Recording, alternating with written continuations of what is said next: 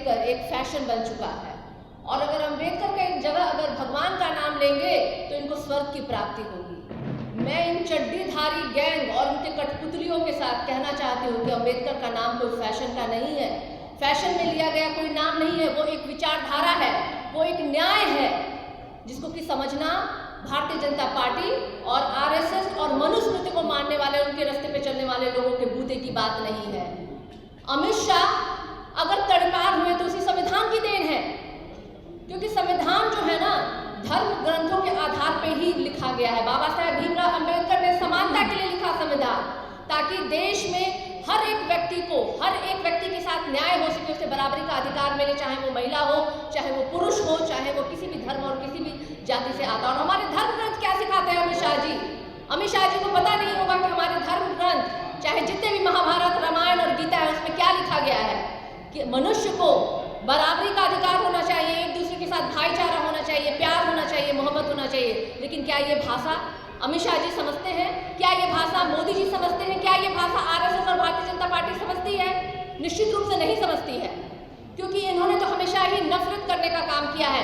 इन्होंने तो लोगों को कटिंग किया है, लोगों को कैसे एक दूसरे से काट के अलग करना है। और आज उन्होंने सदन में जिस बाबा साहेब भीमराव अम्बेडकर का मखौल उड़ाया है, उनको ये समझना होगा कि बाबा साहेब भीमराव अम्बेडकर सिर्फ नाम नहीं है, फैशन नहीं है, ये पूरा देश है। बाबा साहेब भीमराव अम्बेडकर के लिखे गए संविधान के आधार पर ही चलता है।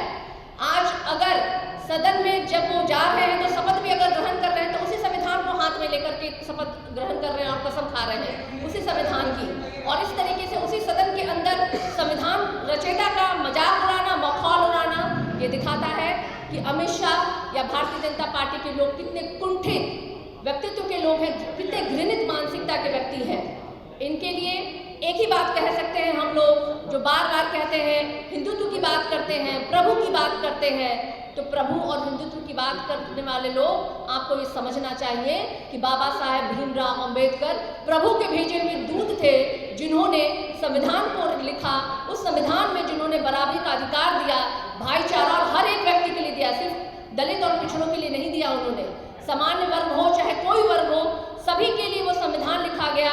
और उस संविधान को मैं कहूँगी एक बार अमित शाह जी को कि जब फुर्सत में आए कभी तो पढ़ जरूर ले। अगर पढ़ लिए होते तो शायद आज उन्होंने जो भाषा का इस्तेमाल सदन के अंदर किया है वो करने की वो जरूरत नहीं की। लेकिन अगर जो जरूरत उन्होंने कर दिया है तो 90% भारत की देश की आबादी जो है उनको जवाब देगी। अभी तो पुतला दहन हो रहा है, भारतीय जनता पार्टी का भी दहन होगा। और जो सपने और जो ख्वाब लेकर के वो सदन के अंदर गए हैं, निश्चित रूप से उन ख्वाबों को हम लोग धराशाही करेंगे, नेस्तनाबूद करेंगे।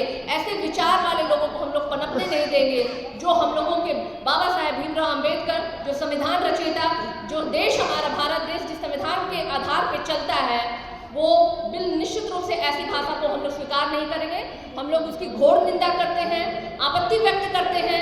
हम लोग मांग करते हैं देश के प्रधानमंत्री नरेंद्र मोदी जी से कि अगर आपके अंदर न्याय के भाव है तो अविलंब अमित शाह जी को पद से हटाया जाए, क्योंकि ऐसे व्यक्ति को गृह मंत्री के पद पे रहना कतई भी स्वीकार नहीं है। 90% आबादी को स्वीकार नहीं है, 90% की आबादी जो है इसका विरोध करती है। और मैं 131 सदन में बैठे हुए दलित और आदिवासी सांसदों से ये पूछना चाहती हूँ कि ऐसे अपमानित बयान के बाद वो क्यों चुप हैं? क्या उनके जबड़े सूख गए हैं? क्या उन्होंने अपनी जीभ काट की गुलामी उन्हें सौंप दी है भारतीय जनता पार्टी को? अगर उन्होंने सौंप दी तो मैं उनके अंदर वो याद दिलाना चाहती हूँ कि अगर वो सदन में बैठे हैं तो इसी संविधान की बदौलत वहाँ बैठे हैं।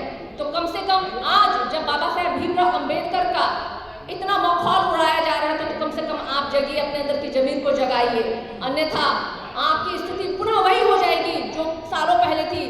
गले में मटका बांधा गया था, पिछवाड़े में आपके झाड़ू बांधी गई थी, आपको गांव के दूर रहने के लिए मजबूर किया जाता था। अगर आज भी ना जागे तो मनुस्मृति वापस से देश में कायम हो जाएगी। ऐसे लोग आपको जूतों के नीचे रखेंगे। मैं आग्रह करना चाहती हूँ अपने तमाम सांसदों से, तमाम नेताओं से, जो दलित और जो पिछड़े और बहुजन हमारे नेता हैं, सभी लोगों से आप लोग आइए और हमारे साथ विरोध कीजिए, क्योंकि ऐसे गृह मंत्री हमें स्वीकार नहीं है। और पुनः मैं कहना चाहूँगी, ये वो लोग हैं जिन्होंने कभी प्रभु को देखा नहीं, तो प्रभु के रूप को तो इन्होंने नहीं ही देखा होगा, लेकिन हम जानते हैं अगर प्रभु के रूप में अगर किसी ने धरती पे अवतार लिया था तो वो है हमारे बाबा साहेब भीमराव अम्बेडकर, जिन्होंने समाज को बराबरी का पाठ पढ़ाया है।